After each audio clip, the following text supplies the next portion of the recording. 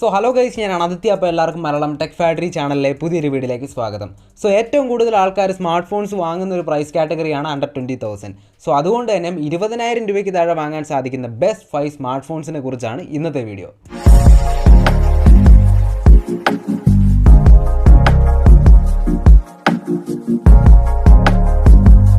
So എന്തായാലും 20000 രൂപയ്ക്ക് താഴെ നമുക്ക് വാങ്ങാൻ സാധിക്കുന്ന ബെസ്റ്റ് 5 ഫോൺസ് ഏതൊക്കെയാണെന്ന് നോക്കാം. സോ നമ്മുടെ ലിസ്റ്റിൽ ഫസ്റ്റ് വരുന്ന ഫോണാണ് Samsung Galaxy M34 5G. So ഈ ഫോൺ ഞാൻ മെയിനായിട്ട് റെക്കമെൻഡ് ചെയ്യുന്നത് ഇപ്പോൾ നിങ്ങൾക്ക് 20000 രൂപയ്ക്ക് താഴെ സാംസങ്ങിൻ്റെ ഫോൺ തന്നെ വേണോ നിർബന്ധം ഉണ്ടെങ്കിൽ നിങ്ങൾക്ക് ഈ ഫോൺ മേടിക്കാം. സോ എന്തായാലും ഈ സ്മാർട്ട് ഫോണിൻ്റെ സ്പെസിഫിക്കേഷൻസ് നോക്കുവാണെങ്കിൽ 6.5 ഇഞ്ചസിൻ്റെ ഫുൾ HD+ റെസൊല്യൂഷൻ സപ്പോർട്ട് ചെയ്യുന്ന ഒരു സൂപ്പർ ആമോലെഡ് ഡിസ്പ്ലേ ആണ് ഈ സ്മാർട്ട് ഫോണിൽ വന്നിരിക്കുന്നത്. 120 ഹെർട്സിൻ്റെ റിഫ്രഷ് റേറ്റ് വരുന്നുണ്ട്, പിന്നെ ഒരു വൃത്തികെട്ട നോച്ചും വരുന്നുണ്ട്. ഇനി ചിപ്സെറ്റിനെ കുറിച്ച് പറയുവാണെങ്കിൽ എക്സിനോസിൻ്റെ ചിപ്സെറ്റ് ആണെന്ന് പറയാം ഇവർക്ക് തന്നെ നാണക്കേടാന്ന് തോന്നുന്നു. കാരണം സൈറ്റിൽ പോലും ഏതോ ഒരു ഒക്ടാകോർ പ്രോസർ എന്ന് മാത്രമേ മെൻഷൻ ചെയ്തിട്ടുള്ളൂ. പക്ഷേ ഈ സ്മാർട്ട് ഫോണിൽ വന്നിരിക്കുന്ന ചിപ്സെറ്റ് എന്ന് പറയുന്നത് എക്സിനോസിൻ്റെ 1280 എന്ന് പറയുന്ന 5G ചിപ്സെറ്റ് ആണ്. പിന്നീട് നോക്കുവാണെങ്കിൽ ഹെഡ്ഫോൺ ജാക്ക് വരുന്നുണ്ട്. അതുപോലെ തന്നെ റയർ സൈഡിൽ 50 മെഗാ പിക്സലിൻ്റെ ട്രിപ്പിൾ ക്യാമറ സെറ്റപ്പാണ് കിട്ടുന്നത്. ഒപ്റ്റിക്കൽ ഇമേജ് സ്റ്റെബിലൈസേഷൻ്റെ സപ്പോർട്ടും ഉണ്ട്. ഫ്രണ്ട് സൈഡിൽ 13 മെഗാ പിക്സലിൻ്റെ സെൽഫി ഷൂട്ടറാണ് ലഭിക്കുന്നത്. ഡുവൽ സ്റ്റീരിയോ സ്പീക്കേഴ്സ് വരുന്നുണ്ട്. 6000 mAh ബാറ്ററി വരുന്നുണ്ട്. ഇത് ചാർജ് ചെയ്യുന്നതിന് വേണ്ടി 25 വാട്ടിൻ്റെ ഫാസ്റ്റ് ചാർജിങ് സപ്പോർട്ട് കൊടുത്തിട്ടുണ്ടെങ്കിലും പെട്ടിക്കകത്ത് ചാർജർ ഇല്ല. അതുപോലെ തന്നെ ഈ സ്മാർട്ട് ഫോണിൽ വന്നിരിക്കുന്ന ഓപ്പറേറ്റിംഗ് സിസ്റ്റം എന്ന് പറയുന്നത് ആൻഡ്രോയിഡ് 13 മുകളിലായിട്ട് One UI 5.1 ആണ്. ഇനി ഫൈനലി ഈ സ്മാർട്ട് ഫോണിൻ്റെ പ്രൈസ് വരുന്നത് 6GB റാമും 128GB ഇൻറ്റേർണൽ സ്റ്റോറേജും വരുന്ന വേരിയൻറ്റിന് 18999 ആണ് പ്രൈസ് വരുന്നത്. സോ ഞാൻ ആദ്യം പറഞ്ഞതുപോലെ തന്നെ അണ്ടർ 20000 നിങ്ങൾ നല്ലൊരു സാംസങ് ഫോണാണ് നോക്കുന്നതെങ്കിൽ നിങ്ങൾക്ക് തീർച്ചയായിട്ടും ഈ സ്മാർട്ട് ഫോൺ കൺസിഡർ ചെയ്യാം. അതുപോലെ തന്നെ അണ്ടർ 20000 ഏറ്റവും നല്ല ക്യാമറ ഫോൺ നോക്കുന്നവർക്കും ഈ ഫോൺ കൺസിഡർ ചെയ്യാം. കാരണം ക്യാമറ ഹാർഡ്വെയർ വൈസ് ആയാലും ക്യാമറ പെർഫോമൻസ് ആയാലും ഈ സ്മാർട്ട് ഫോണിൽ നല്ലതാണ്. അതുപോലെ തന്നെ ചിപ്സെറ്റിനെ കുറിച്ച് പറയുവാണെങ്കിൽ പെർഫോമൻസ് വൈസ് നോക്കുമ്പോൾ ഡേ ടു ഡേ യൂസ് ചെയ്യാനൊന്നും വലിയ ഇഷ്യൂസ് ഒന്നും വരത്തില്ല. കാഷ്വൽ ഗെയിമിംഗ് ഒക്കെ ചെയ്യാൻ പറ്റും. പക്ഷേ ഹെവി ഗെയിമിംഗ് ഒക്കെ പോയി ചെയ്ത് കഴിഞ്ഞാൽ അധിക കാലം കാണത്തില്ല. പിന്നെ അതുപോലെ തന്നെ പെട്ടിക്കകത്ത് നമുക്ക് ചാർജർ കിട്ടുന്നില്ല. സോ അതുകൊണ്ട് തന്നെ ചാർജർ മേടിക്കുക എക്സ്ട്രാ കാശ് കൂടി കണ്ടുവച്ചോണം. പിന്നെ ഡിസ്പ്ലേ വൈസ് നോക്കുമ്പോഴും നല്ലതാണ്. ആമോലെഡ് ഡിസ്പ്ലേ ഒക്കെ കിട്ടുന്നുണ്ട്. കുറേ കാലത്തിന് ശേഷമാണ് അണ്ടർ 20000 സാംസങ് വീണ്ടും ആമോലെഡ് ഡിസ്പ്ലേ കൊണ്ടുവന്നത്. പക്ഷേ എന്തായാലും ഒരു വൃത്തികെട്ട നോച്ച് അവിടെ ഉണ്ട്. എന്തായാലും ഈ പറഞ്ഞ കാര്യങ്ങളൊക്കെ നിങ്ങൾക്ക് ഓക്കെ ആണെങ്കിൽ തീർച്ചയായിട്ടും കൺസിഡർ ചെയ്യാൻ പറ്റിയ ഓപ്ഷനാണ് സാംസങ് ഗാലക്സി M34 5G എന്ന് പറയുന്ന ഈ സ്മാർട്ട് ഫോൺ. ഇനി നമ്മുടെ ലിസ്റ്റിൽ രണ്ടാമതായിട്ട് വരുന്ന സ്മാർട്ട് ഫോണാണ് MOTO G82 5G. നിങ്ങളൊരു നോർമൽ യൂസർ ആണെങ്കിൽ ഈ ഫോൺ നിങ്ങൾക്ക് കിടുവാണ്. പക്ഷേ എന്നാലും അവിടെ കുറച്ച് കാര്യങ്ങൾ എനിക്ക് പറയാനുണ്ട്. അതിനു മുമ്പ് ഈ സ്മാർട്ട് ഫോണിൻ്റെ സ്പെസിഫിക്കേഷൻസ് നോക്കുവാണെങ്കിൽ 6.6 ഇഞ്ചസിൻ്റെ ഫുൾ HD+ റെസൊല്യൂഷൻ സപ്പോർട്ട് ചെയ്യുന്ന ഒരു PO LED ഡിസ്പ്ലേ ആണ് ഈ സ്മാർട്ട് ഫോണിൽ വന്നിരിക്കുന്നത്. 120 ഹെർട്സിൻ്റെ റിഫ്രഷ് റേറ്റ് വരുന്നുണ്ട്. പിന്നീട് ഈ സ്മാർട്ട് ഫോണിൽ വന്നിരിക്കുന്ന ചിപ്സെറ്റ് എന്ന് പറയുന്നത് അണ്ടർ 20K ഫോണുകളുടെ വികാരമായി മാറിയ Qualcomm Snapdragon 695 എന്ന് പറയുന്ന 5G ചിപ്സെറ്റ് ആണ്. ഹെഡ്ഫോൺ ജാക്ക് വരുന്നുണ്ട്. പിന്നീട് റയർ സൈഡിലായിട്ട് 50 മെഗാ പിക്സലിൻ്റെ ട്രിപ്പിൾ ക്യാമറ സെറ്റപ്പാണ് ലഭിക്കുന്നത്. ഒപ്റ്റിക്കൽ ഇമേജ് സ്റ്റെബിലൈസേഷൻ്റെ സപ്പോർട്ടും ഉണ്ട്. ഫ്രണ്ട് സൈഡിൽ 16 മെഗാ പിക്സലിൻ്റെ സെൽഫി ഷൂട്ടറാണ് ലഭിക്കുന്നത്. ഡുവൽ സ്റ്റീരിയോ സ്പീക്കേഴ്സ് വരുന്നുണ്ട്. 5000 mAh ബാറ്ററി വരുന്നുണ്ട്. ഇത് ചാർജ് ചെയ്തെടുക്കുന്നതിന് വേണ്ടി 33 വാട്ടിൻ്റെ ഫാസ്റ്റ് ചാർജർ ഇൻബോക്സ് ആയിട്ട് തന്നെ ലഭിക്കുന്നുണ്ട്. പിന്നീട് ഈ സ്മാർട്ട് ഫോണിൽ വരുന്ന ഓപ്പറേറ്റിംഗ് സിസ്റ്റം എന്ന് പറയുന്നത് ആൻഡ്രോയിഡ് 12 ആണ്. പിന്നീട് ക്ലോസ്ഡ് സ്റ്റോക്ക് ആൻഡ്രോയിഡ് എക്സ്പീരിയൻസ് ആണ് നമുക്ക് കിട്ടുന്നത്. ഫൈനലി ഈ സ്മാർട്ട് ഫോണിൻ്റെ പ്രൈസ് വരുന്നത് 6GB റാമും 128GB ഇൻറ്റേർണൽ സ്റ്റോറേജും വരുന്ന വേരിയൻറ്റിന് 19999 ആണ് പ്രൈസ് വരുന്നത്. സോ ഞാൻ ആദ്യമേ പറഞ്ഞതുപോലെ തന്നെ നിങ്ങളൊരു നോർമൽ യൂസർ ആണെങ്കിൽ ഈ ഫോൺ നിങ്ങൾക്ക് ഓക്കെ ആണ്. കാരണം എന്ന് പറയുമ്പോൾ ക്ലോസ് സ്റ്റോക്ക് ആൻഡ്രോയിഡ് എക്സ്പീരിയൻസ് ആണ് നമുക്ക് ഈ ഫോണിൽ കിട്ടുന്നത്.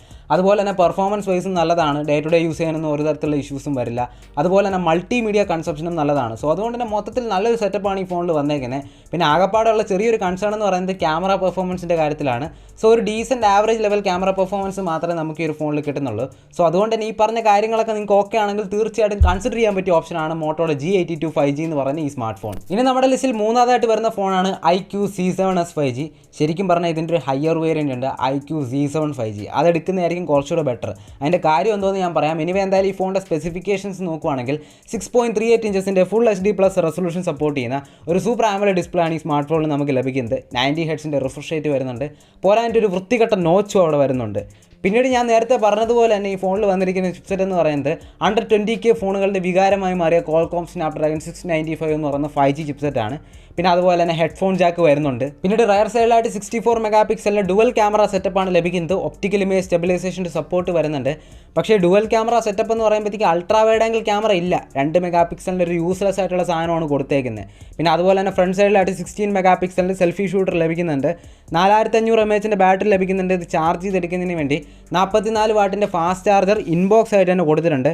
പിന്നീട് ഈ സ്മാർട്ട് ഫോണിൽ വന്നിരിക്കുന്ന ഓപ്പറേറ്റിംഗ് സിസ്റ്റം എന്ന് പറയുന്നത് ആൻഡ്രോയിഡ് 13 മുകളിലായിട്ട് ടച്ച് OS 13 ആണ്. ഫൈനലി ഈ ഫോണിൻ്റെ പ്രൈസ് വരുന്നത് 6GB റാമും 128GB ഇൻറ്റേർണൽ സ്റ്റോറേജും വരുന്ന വേരിയൻറ്റിന് 17,999 ആണ് പ്രൈസ് വരുന്നത്. സോ ഞാൻ ആദ്യം പറഞ്ഞതുപോലെ തന്നെ ഈ ഫോൺ എടുക്കുന്നതിനെക്കാട്ടിയും കുറച്ചുകൂടെ നല്ലത് ഇതിൻ്റെ ഹയർ വേരിയൻ്റ് ആയിട്ടുള്ള IQ C7 5G എടുക്കുന്നതാണ്. കാരണം അതിനകത്ത് നമുക്ക് കുറച്ചുകൂടെ ബെറ്റർ ചിപ്സെറ്റ് കിട്ടുന്നുണ്ട്. പിന്നെ ഇതിലില്ലാത്ത അൾട്രാ വൈഡ് ആംഗിൾ ക്യാമറ നമുക്ക് അതിനകത്ത് കിട്ടുന്നുണ്ട്. പക്ഷേ ബാക്കിയെല്ലാം സിമിലറാണ്. ഈവൻ ആ വൃത്തികെട്ട നോച്ചടക്കം അവിടെയും വരുന്നുണ്ട്. പക്ഷേ അത് എടുക്കുന്നതായിരിക്കും കുറച്ചുകൂടെ നല്ലത്. പക്ഷേ കറൻറ്റ്ലി ഞാൻ അതിൻ്റെ പ്രൈസ് ചെക്ക് ചെയ്യുന്ന സമയത്ത് അതിൻ്റെ പ്രൈസ് 20Kക്ക് എബോവ് ആണ്. പക്ഷേ ഇടയ്ക്കിടയ്ക്കൊക്കെ അണ്ടർ 20Kയിൽ വരാറുണ്ട്. സോ അങ്ങനെ കിട്ടുവാണെങ്കിൽ നല്ലൊരു ചോയ്സാണ്. പിന്നീട് ഈ ഫോൺ ആയാലും അത്യാവശ്യം ഓക്കെ ആണെന്ന് പറയുമ്പോൾ നോർമൽ യൂസേഴ്സിനൊന്നും ഒരു തരത്തിലുള്ള ഇഷ്യൂസും വരില്ല. ഡേ ടു ഡേ യൂസ് ചെയ്യാനൊക്കെ വളരെ നല്ലതാണ്. പെർഫോമൻസും അത്യാവശ്യം നല്ലതാണ്. അതുപോലെ തന്നെ ക്യാമറ പെർഫോമൻസും കമ്പാരിറ്റീവ്ലി നല്ലതാണ്.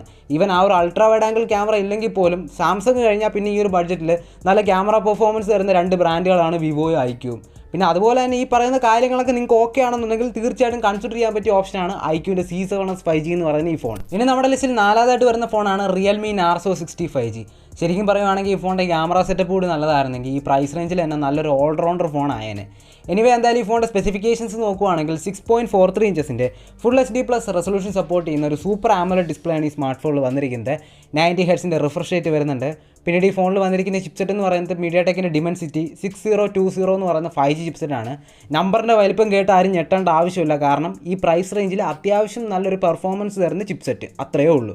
പിന്നെ ഹെഡ്ഫോൺ ജാക്ക് വരുന്നുണ്ട്. പിന്നീട് റയർ സൈഡിലായിട്ട് 64 മെഗാപിക്സലിൻ്റെ ഡുവൽ ക്യാമറ സെറ്റപ്പാണ് ലഭിക്കുന്നത്. ഡുവൽ ക്യാമറ സെറ്റപ്പ് എന്ന് പറയുമ്പം അൾട്രാ വൈഡ് ആംഗിൾ ക്യാമറ ഇല്ല. 2 മെഗാപിക്സലിൻ്റെ ഒരു ഉപയോഗമില്ലാത്തൊരു സാധനം കൊടുത്തേക്കുന്നത്. പിന്നീട് ഫ്രണ്ട് സൈഡിലായിട്ട് 16 മെഗാപിക്സലിൻ്റെ സെൽഫി ഷൂട്ടർ ലഭിക്കുന്നുണ്ട്. 5000 mAh ബാറ്ററി വരുന്നുണ്ട്. അത് ചാർജ് ചെയ്തെടുക്കുന്നതിന് വേണ്ടി 33 വാട്ടിൻ്റെ ഫാസ്റ്റ് ചാർജർ ഇൻബോക്സ് ആയിട്ട് തന്നെ കൊടുത്തിട്ടുണ്ട്. പിന്നീട് ഈ ഫോണിൽ വന്നിരിക്കുന്ന ഓപ്പറേറ്റിംഗ് സിസ്റ്റം എന്ന് പറയുന്നത് ആൻഡ്രോയിഡ് 13 മുകളിലായിട്ട് റിയൽമി UI 4.0 ആണ്.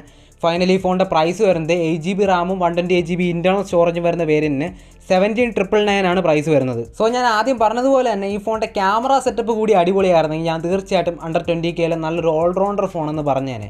പക്ഷേ അൾട്രാ വൈഡ് ആംഗിൾ ക്യാമറ കിട്ടുന്നില്ല. സോ അതുകൊണ്ട് പറഞ്ഞിട്ട് കാര്യമില്ല. പിന്നെ അതുപോലെ തന്നെ ക്യാമറ പെർഫോമൻസിൻ്റെ കാര്യം നോക്കുവാണെങ്കിൽ എബോവ് ആവറേജ് ക്യാമറ പെർഫോമൻസ് നമുക്കിവിടെ കിട്ടുന്നുണ്ട്. പക്ഷേ ബാക്കി എല്ലാ രീതിയിൽ നോക്കുമ്പോഴും അതായത് പെർഫോമൻസിൻ്റെ കാര്യത്തിൽ നോക്കുവാണെങ്കിൽ ഡേ ടു ഡേ യൂസ് ചെയ്യുന്നൊന്നും ഒരു തരത്തിലുള്ള ഇഷ്യൂസും വരില്ല. അതുകൊണ്ട് തന്നെ നോർമൽ യൂസേഴ്സിനൊക്കെ ഈ ഫോൺ ഓക്കെ ആണ്. പിന്നെ മൾട്ടിമീഡിയ കൺസപ്ഷൻ ആയാലും നല്ലൊരു ഫോണാണ്. സോ എന്തായാലും ഈ പറയുന്ന കാര്യങ്ങളൊക്കെ നിങ്ങൾക്ക് ഓക്കെ ആണെങ്കിൽ തീർച്ചയായിട്ടും കൺസിഡർ ചെയ്യാൻ പറ്റിയ ഓപ്ഷനാണ് റിയൽമി നാർസോ 60 5G എന്ന് പറയുന്ന ഈ സ്മാർട്ട് ഫോൺ. ഇനി നമ്മുടെ ലിസ്റ്റിൽ 5ാമതായിട്ടും അവസാനമായിട്ടും വരുന്ന ഫോണാണ് ഇൻഫിനിക്സ് GT10 Pro 5G. ശരിക്കും പറയുവാണെങ്കിൽ അണ്ടർ 20Kയിൽ പെർഫോമൻസ് കിങ് എന്ന് പറയുന്നൊരു ടൈറ്റിൽ ഉണ്ടെങ്കിൽ അത് ഇവനുള്ളതാണ്. സംഭവം ഈ ഫോണിൻ്റെ സ്പെസിഫിക്കേഷൻസ് നോക്കുവാണെങ്കിൽ 6.67 ഇഞ്ചസിൻ്റെ ഫുൾ HD+ റെസൊല്യൂഷൻ സപ്പോർട്ട് ചെയ്യുന്ന ഒരു ആമോലെഡ് ഡിസ്പ്ലേ ആണ് ഈ സ്മാർട്ട് ഫോണിൽ വന്നിരിക്കുന്നത്. 120 ഹെർട്സിൻ്റെ റിഫ്രഷ് റേറ്റ് വരുന്നുണ്ട്. 360 ഹെർട്സിൻ്റെ ടച്ച് സാമ്പിളിംഗ് റേറ്റ് വരുന്നുണ്ട്. മൊത്തത്തിൽ നോക്കുവാണെങ്കിൽ പൊളപ്പൻ ഡിസ്പ്ലേ. പിന്നീട് ഈ ഫോണിൽ വന്നിരിക്കുന്ന ചിപ്സെറ്റ് എന്ന് പറയുന്നത് മീഡിയാടെക്കിൻ്റെ ഡിമെൻസിറ്റി 8050 എന്ന് പറയുന്ന 5G ചിപ്സെറ്റാണ്. ഈ പ്രൈസ് റേഞ്ചിൽ ഈ ചിപ്സെറ്റ് ഉണ്ടല്ലോ ചുമ്മാ പൊളിയാണ്. പിന്നീട് ഹെഡ്ഫോൺ ജാക്ക് വരുന്നുണ്ട്. പിന്നീട് റയർ സൈഡിൽ 108 മെഗാപിക്സലിൻ്റെ ട്രിപ്പിൾ ക്യാമറ സെറ്റപ്പാണ് നമുക്ക് ഈ ഒരു ഫോണിൽ ലഭിക്കുന്നത്. ട്രിപ്പിൾ ക്യാമറ സെറ്റപ്പ് എന്ന് പറയുന്നുണ്ടെങ്കിലും അൾട്രാ വൈഡ് ആംഗിൾ ക്യാമറ വരുന്നില്ല. 2 മെഗാപിക്സലിൻ്റെ 2 യൂസ്ലെസ് ആയിട്ടുള്ള സാധനങ്ങളാണ് വച്ച് പിടിപ്പിച്ചേക്കുന്നത്. പിന്നെ അതേടൊക്കെ തന്നെ ക്യാമറ ബമ്പിൽ ലൈറ്റ് കത്തുന്ന സെറ്റപ്പും കൊടുത്തിട്ടുണ്ട്. പിന്നെ ഫ്രണ്ട് സൈഡിലായിട്ട് 32 മെഗാപിക്സലിൻ്റെ സെൽഫി ഷൂട്ടർ ലഭിക്കുന്നുണ്ട്. ഡുവൽ സ്റ്റീരിയോ സ്പീക്കേഴ്സ് വരുന്നുണ്ട്. 5000 mAh ബാറ്ററി വരുന്നുണ്ട്. ഇത് ചാർജ് ചെയ്തെടുക്കുന്നതിന് വേണ്ടി 45 വാട്ടിൻ്റെ ഫാസ്റ്റ് ചാർജർ ഇൻബോക്സ് ആയിട്ട് തന്നെ കൊടുത്തിട്ടുണ്ട്. പിന്നെ ഈ പ്രൈസ് റേഞ്ചിൽ കണ്ടുവരാത്തൊരു ഫീച്ചറാണ് ബൈപ്പാസ് ചാർജിങ്. എന്തായാലും അതുമുണ്ട്. പിന്നീട് ഈ ഫോണിൽ വന്നിരിക്കുന്ന ഓപ്പറേറ്റിംഗ് സിസ്റ്റം എന്ന് പറയുന്നത് ആൻഡ്രോയിഡ് 13 മുകളിലായിട്ട് XOS 13 എന്നാണ്. നോ ബ്ലോട്ട്വേഴ്സ് എന്നൊക്കെയാണ് അവർ പറയുന്നത്. പക്ഷേ അവിടെ ഇവിടെയൊക്കെ ചെറിയ രീതിയിൽ ബ്ലോട്ട്വേഴ്സ് ഉണ്ട്. ഫൈനലി ഈ ഫോണിൻ്റെ പ്രൈസ് വരുന്നത് 8GB റാമും 256GB ഇൻറ്റേർണൽ സ്റ്റോറേജും വരുന്ന വേരിയൻറ്റിന് 19,999 ആണ് പ്രൈസ് വരുന്നത്. സോ അണ്ടർ 20Kയിൽ നിങ്ങളൊരു ഗെയിമിംഗ് ഫോൺ നോക്കുവാണെങ്കിൽ നിങ്ങൾക്ക് തീർച്ചയായിട്ടും ഈ ഫോൺ മേടിക്കാം. കാരണം അണ്ടർ 20Kയിൽ പെർഫോമൻസിൻ്റെ കാര്യത്തിൽ ഈ ഫോൺ പുലിക്കുട്ടിയാണ്. ഒരു രക്ഷയില്ലാത്ത പെർഫോമൻസ് ആണ്. അത് നമുക്ക് ഉറപ്പ് പറയാം. പിന്നെ അതുപോലെ തന്നെ ചില ആൾക്കാർ പറയുന്നുണ്ട് സോഫ്റ്റ്വെയർ അത്ര പോലെന്നൊക്കെ. സോഫ്റ്റ്വെയർ ഒക്കെ ശരിക്കും പറഞ്ഞാൽ ഓരോരുത്തരുടെയും പേഴ്സണൽ പ്രിഫറൻസ് ആണ്. ചിലർക്ക് ഇഷ്ടപ്പെടാം, ചിലർക്ക് ഇഷ്ടപ്പെടാതിരിക്കാം. അത് ഓരോ ആൾക്കാർ ഡിപ്പെൻഡ് ചെയ്തിരിക്കും. പിന്നെ അതുപോലെ തന്നെ എനിക്ക് ചെറിയൊരു കൺസേൺ ഉള്ളത് ക്യാമറ പെർഫോമൻസിൻ്റെയും ക്യാമറ സെറ്റപ്പിൻ്റെയും കാര്യത്തിലാണ്. കാരണം അൾട്രാ വൈഡ് ആംഗിൾ ക്യാമറ കിട്ടുന്നില്ല. അതുപോലെ തന്നെ ക്യാമറ പെർഫോമൻസിൻ്റെ കാര്യം നോക്കുവാണെങ്കിൽ ഒരു average decent level camera performance മാത്രമേ നമുക്ക് ഈ ഒരു ഫോണിൽ കിട്ടുന്നുള്ളൂ. സോ ഈ പറയുന്ന കാര്യങ്ങളൊക്കെ നിങ്ങൾക്ക് ഓക്കെ ആണെങ്കിൽ തീർച്ചയായിട്ടും കൺസിഡർ ചെയ്യാൻ പറ്റിയ ഓപ്ഷനാണ് ഇൻഫിനിക്സിൻ്റെ GT10 Pro 5G എന്ന് പറയുന്ന ഈ സ്മാർട്ട് ഫോൺ. സോ എന്തായാലും ഈ വീഡിയോയിൽ പറഞ്ഞ എല്ലാ സ്മാർട്ട് ഫോൺസിൻ്റെയും പർച്ചേസ് ലിങ്ക് ആ ഡിസ്ക്രിപ്ഷനിൽ കൊടുത്തിട്ടുണ്ട്. അതുപോലെ തന്നെ വീഡിയോ യൂസ്ഫുൾ ആയി തോന്നിയെങ്കിൽ തീർച്ചയായിട്ടും വീഡിയോ ലൈക്ക് ചെയ്യാനും ഷെയർ ചെയ്യാനും മറക്കണ്ട. അപ്പോൾ അടുത്തൊരു വീഡിയോയിൽ കാണാം. ബൈ.